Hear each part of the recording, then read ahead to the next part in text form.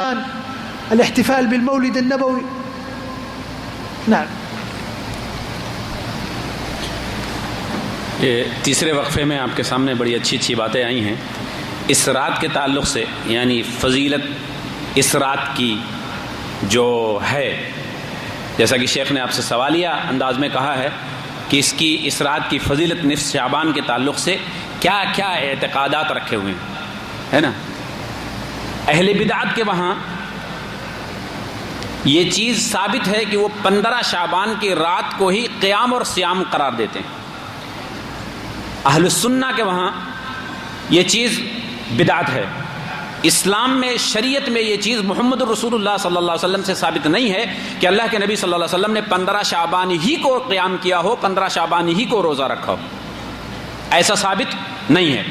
جو ثابت ہے وہ آپ کو پہلے وقفے میں بتایا جا چکا ہے کہ پورے شہر کا عامتاً حکم ہے کہ آپ پہلی تاریخ سے آخری تاریخ تک جتنے چاہیں، کھلا اوپن باب ہے، آپ جتنے چاہے روزے رکھ سکتے ہیں. اہل بدعت نے جو تخصیص کیا ہے، کیا اس کی تخصیص ہے؟ جواب اس کا ہے نہیں. کیوں؟ کیونکہ یہ عمل نبی صلی اللہ علیہ وسلم سے ثابت نہیں ہے. جو چیز نبی اکرم صلی اللہ علیہ وسلم سے ثابت نہ ہو وہی عمل بدعت کہلاتا ہے. بات واضح ہے. شیخ نے جو ایک حدیث پیش کی ہے آپ کے سامنے، ابن ماجہ میں وہ روایت پیش کی گئی ہے اور حضرت علی رضی اللہ تعالیٰ عنہ کو اس کا راوی بتایا گیا ہے. کہتے ہیں کہ جب تم 15 شعبان کی رات پاؤ کیا کرو؟ فقوموا لیلھا، تو اس کی رات میں قیام کرو. وصوموا نہارھا، اور اس کے دن میں روزے رکھو. ٹھیک ہے. یہ حدیث صحیح نہیں ہے. یہ حدیث ضعیف جداً، بہت ہی ضعیف ہے. اس کے اقراوی ہے ابو بکر بن عبداللہ. ائمہ جرح تعدیل نے ان کو سخت ضعیف قرار دیا ہے، اور ان کی ایک خصوصیت بتائی گئی ہے کہ یہ احادیث گڑھا کرتے تھے. اور محدث شیخ الحدیث عبید اللہ مبارک پوری رحمہ اللہ نے ان کے بارے میں لکھا ہے کہ ایسی کوئی حدیث نہیں ہے صحیح، حسن، کیا کہتے ہیں، مرفوع، کوئی حدیث ثابت نہیں ہے جس سے 15 شعبان کی تخصیص ثابت ہو. تو یہ حدیث جو پیش کی گئی ہے کہ اس کے راتوں کو قیام کرو اور دن کا روزہ رکھو، ایسی کوئی مخصوص نہیں ہے. آپ پہلی سے 30 تاریخ تک کسی دن بھی روزہ رکھ سکتے ہیں، کسی رات کو بھی نماز پڑھ سکتے ہیں. ایک بات شیخ نے بڑی اچھی بتائی ہے اس وقفے میں کہ نبی اکرم صلی اللہ علیہ وسلم نے زندگی میں کبھی بھی 100 رکعت نہیں پڑھی ہے. یہ حدیث جو پیش کی گئی آپ کے سامنے، علامہ زمخشری صاحب کشاف، ان کی ایک کتاب ہے، اس کے اندر انہوں نے اس کو نقل کیا ہے. اور وہ شعبان کی اس 15 تاریخ کی 15 شعبان کی رات کی فضیلت میں بیان کی گئی ہے. فضیلت کیا بیان کی گئی ہے کہ جو شخص، سنو زیادہ، یہ واقعی بڑی قابل غور چیز ہے کہ 15 شعبان کی رات کی جو مخصوص علامہ زمخشری نے اپنی کشاف کے اندر بیان کی ہے، کہتے ہیں کہ جس نے 100 رکعتیں اس رات میں پڑھی، 100 رکعتیں اس رات میں پڑھی تو اللہ تبارک تعالیٰ اس کے لیے 100 فرشتے بھیجتا ہے. فَيُرْسِلُ اللَّهُ لَهُ مِئَةَ مَلَكًا، 100 فرشتے آتے ہیں اس کے لیے.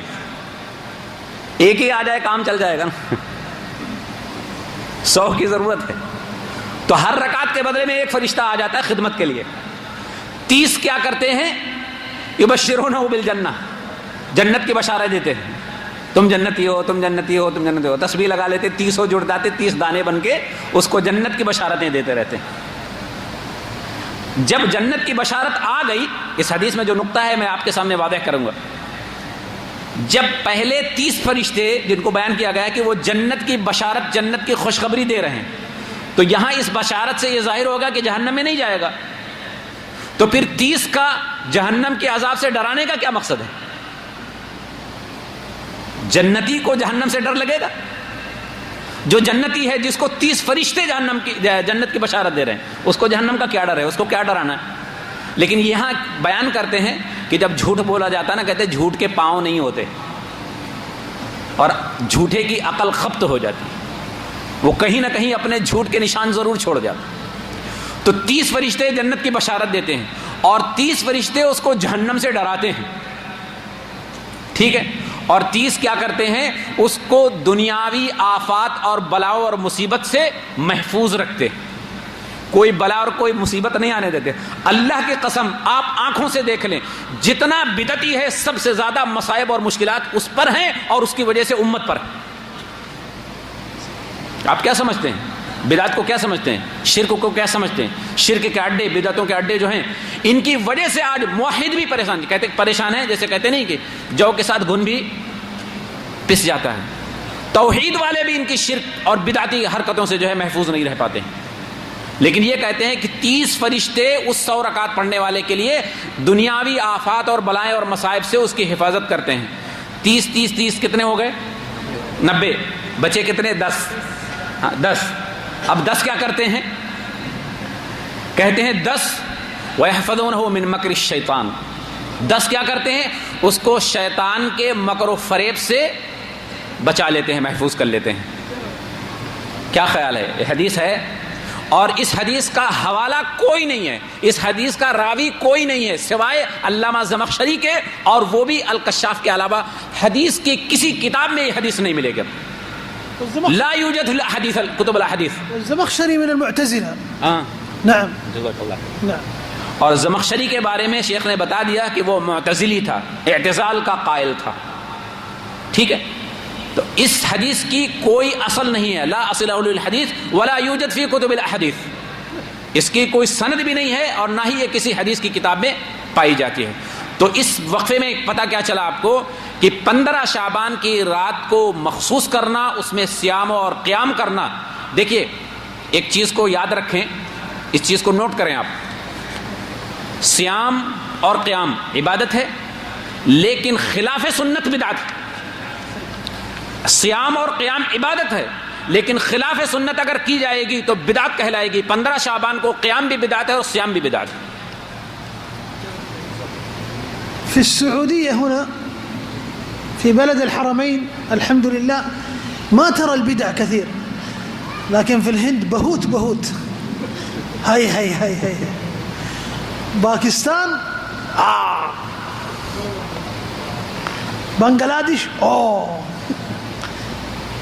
بقية الدول الإسلامية مصر واليمن تجد البدع تراها في ليلة النصف من شعبان. ماذا نحن؟ ألعاب نارية، شو صواريخ، أنوار، كهرباء. في الهند هذا، أنا كنت في الهند. والله يا أخي ما شاء الله، هذا عيد الحج ولا عيد رمضان؟ ني هذا شهر شعبان.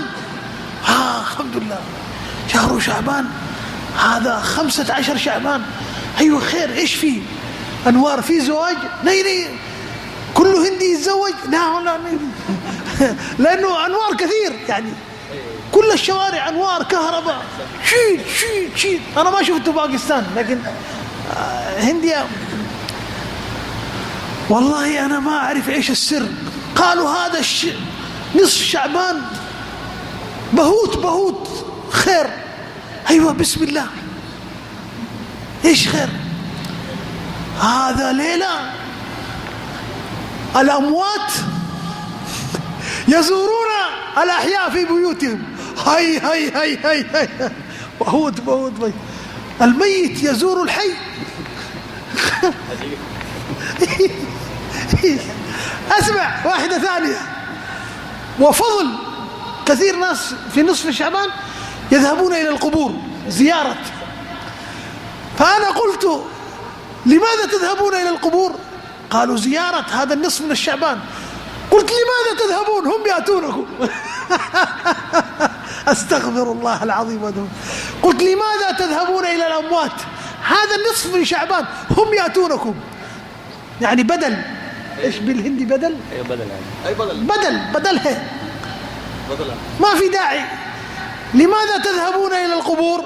أهل القبور يأتونكم. قال إذن يعتقدون أن الأموات يخرجون من قبورهم بأرواحهم ويذهبون ويشعلون الأنوار ويذهبون إلى القبور. لا، ومعهم برياني وحلوى ومورقي. والله يا أخوان، قل طيب إيش في عزومة في القبر؟ قالوا هذه نقدمها للأموات يحبونها. انظر إلى البدع، ظلمات بعضها فوق بعض، إذا أخرج يده لم يكد يراها، ومن لم يجعل الله له نورا فما له من نور. كيف الميت تأتي روحه إلى بيتك؟ كيف؟ والله يقول حتى إذا جاء أحدهم الموت قال رب ارجعون، كلا ما يرجع إلى الدنيا. وفي الحديث الصحيح في السلسلة الصحيحة الذي صححه الألباني قال الرسول صلى الله عليه وسلم: يا جابر إن الله كلم أباك كفاحا، في تفسير قوله تعالى: ولا تحسبن الذين قتلوا في سبيل الله أمواتا بل أحياء عند ربهم يرزقون. إن الله كلم أباك كفاحا، فقال يا عبد الله، جابر بن عبد الله بن حرام، عبد الله بن حرام، تمنى أعطك، هكذا تمنى أعطك يعني يعطيك. قال يا رب أتمنى أن أرجع إلى الدنيا حتى أقتل. قال عز وجل: إني كتبت أنهم إليها لا يرجعون، إني كتبت أنهم إليها لا يرجعون. وهؤلاء يقولون في ليلة النصف من شعبان يذهب الأموات إلى بيوت الأحياء فيزورونهم. کیا حال بابا، کیسا ہے او ماما؟ شوف بالله، هذا دين؟ هذا دين؟ تصور أبوك يخرج من القبر بغبار بتراب. بابا کیا حال، كيس بابا تموت. هذه خرافات، هذا خيالات، هذه خزعبلات، هذا كلام المخرفين. ما يرجع الميت، والله ما يرجع، ولا ترجع روحه. لعلي أعمل صالحا، كلا. وأما تخصيصهم زيارة القبور سنة، زوروها فإنها تذكر. لكن لماذا في شعبان؟ يعني طول السنة لا تزور الميت مسكين، وتأتيه في النصف سلام عليكم، الله لا يسلم شيطان، تأتيه ببدعة. شوف، يذهبون إلى الموتى، يذهبون إلى، يا شيخ السنة أنه يأتون إلى الموتى يزورونهم مثلا كل يومين كل ثلاثة، يعني زوروها في أي يوم. هؤلاء لا يزوروها إلا عند البدعة. أتصور لو أن الميت من أهل السنة فيقول السلام عليكم، يقول الميت الله لا يسلمك. لو هذا من الموحدين. لا تأتيني اليوم بدعة. هذه خرافات، خزعبلات، خيالات. إشعال الأنوار، الكهرباء، الألعاب النارية، الذهاب بالطعام. يا أخوان، الميت تذهب له بطعام مرقي، الناس جيعانين في الشارع، تصدق به على المساكين. هذه كلها اعتقادات. ما السبب؟ البدعة تأتي بإيش؟ احفظ يا شيخ، اكتب. البدعة تأتي بإيش؟ ببدعة أقبح منها. والسنة تأتي بسنة، فكونوا من أهل السنة. انتبهوا، إياكم والخرافات. يأتيك واحد يقول لك والله الليلة نصف من شعبان نذهب إلى القبر. لا، ما في زيارة. لماذا؟ الموتى هم يأتون إلى البيوت. البدعة تأتي ببدعة ثم تأتي بشرك أكبر. سنذكر هذا في باب البدع الآن. هذه نصيحة. لا يوجد تخصيص في شعبان، لا زيارة موتى، بل زيارة الموتى طول السنة. ولا تصدق أن الموتى يأتون هذه خرافات. لا تذهب بالطعام إلى الموتى فيضحك عليك الكفار الهندوسي. يصبح المسلمين كالهندوس. الهندوس يذهبون بالحلوى إلى بوذا وهؤلاء يذهبون بالحلوى إلى الموتى. إيش هذا؟ لا، هذه خرافات، بہت خرافات.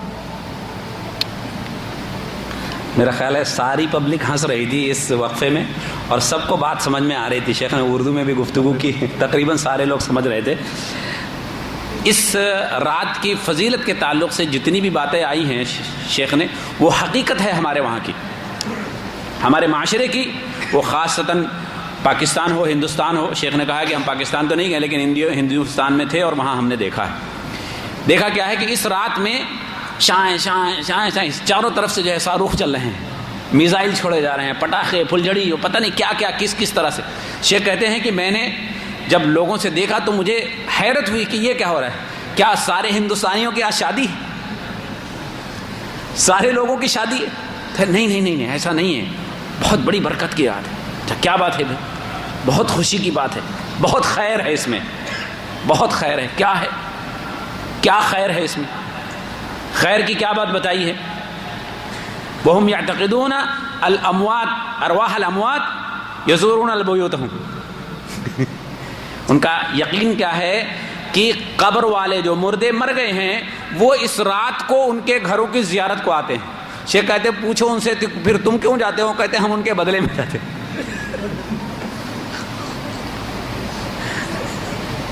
بدلہ دینا چاہیے نا.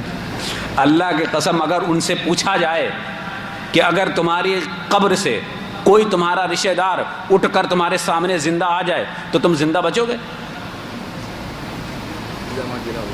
جی, حقیقت کا سامنا کرو نا.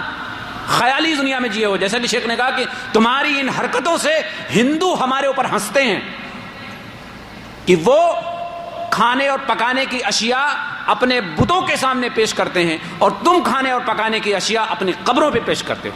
فرق کیا رہا تمہارے اور ان میں؟ وہ بھی ان کے مذہب کے بزرگ مرے ہوئے ہیں, یہ بھی تمہاری مذہب کے بزرگ مرے ہوئے ہیں. مردے کھاتے ہیں, مردے زندہ ہیں. زندہ رہنے کے لیے کیا چیز ضروری ہے؟ ہم میں سے جتنے لوگ بیٹھے ہیں کچھ کھا کے زندہ ہیں نا, تو زندگی کے لیے پتہ چلا کچھ کھانا چاہیے کہ نہیں. اور جب زندہ ہے تو اس کے لیے ایک چیز اور واجب آتی ہے کہ وہ بولتا ہے. مردے بولتے ہیں, زندہ بولتا ہے, اور جو بولتا ہے وہ سنتا بھی ہے, اور جو سنتا ہے وہ جواب بھی دیتا ہے. قیامت کی صبح تک اگر کوئی مردہ کسی قبر سے سن کر جواب کی بات بتا دے, کوئی ایک دلیل پیش کرو. پچھلے زمانے سے لے کے اس زمانے تک ہوائیں بڑی چلتی ہیں, افواہیں بڑی اڑائی جاتی ہیں کہ فلاں کی قبر پہ گئے حضرت تو وہاں سلام کیا, ایک بار میں جواب نہیں آیا, دوبارہ میں جواب نہیں آیا, کہنے لگے کہ اگر تیسری بار میں جواب نہیں آتا ہے تم تمہاری قبر کو کھود ڈالیں گے. فوراً جواب آ گیا. تو یہ بابا چڑ گئے, 2 مرتبہ کیوں نہیں آیا تھا؟ سو رہے تھے, ٹوائلٹ میں تھے, نیند میں تھے. کیا کون سے مذہب کی بات کرتے ہو؟ محمد رسول اللہ صلی اللہ علیہ وسلم نے جو تعلیمات دی ہیں ان سے اعراض کا نتیجہ یہ ہے, ان سے پیٹ پھیرنے کا, ان سے منہ پھیرنے کا نتیجہ یہ ہے کہ آج تم شرک اور بدعت کے دلدل میں پھنسے ہوئے. لہذا یہ جو شعبان کی رات میں 15 شعبان کی رات میں یہ جو خرافات کی جاتی ہیں, پٹاخے جگائے جاتے ہیں, یہ اسلام ہے؟ یہ دین ہے؟ گند پھیلائی جاتی ہے. کیا خیال ہے کوئی بھی پٹاخہ ایسا جس میں خوشبو آتی ہو؟ ہے کوئی ایسا بارود جس بارود میں خوشبو نکلتی ہو؟ فضا کو گندا کیا جاتا, ہوا کو گندا کیا جاتا, اور اس کے نتائج یہ ہوتے ہیں کہ کبھی کسی کے ہاتھ میں پھٹ جاتا, کبھی کسی کے منہ میں پھٹ جاتا, کبھی کسی کا چھپر جل جاتا, کبھی کسی کا گھر جل جاتا. یہ اسلام ہے؟ یہ دین ہے؟ یہ جو شائیں ادھر سے ادھر پورے شہر کو روشن کیا جاتا ہے. قبروں کی زیارت نبی صلی اللہ علیہ وسلم نے سنت قرار دی, مسنون ہے, زیارت کرنا چاہیے, قبروں کی زیارت کرنا چاہیے.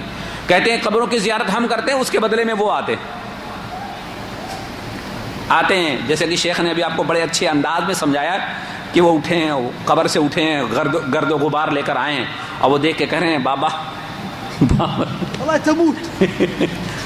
اگر آدمی بغیر جلد, بغیر گوشت, بغیر کپڑے کے خالی ہڈیاں لے کر آ جائے کیا خیال ہے کوئی بیٹھا ملے گا آپ کو؟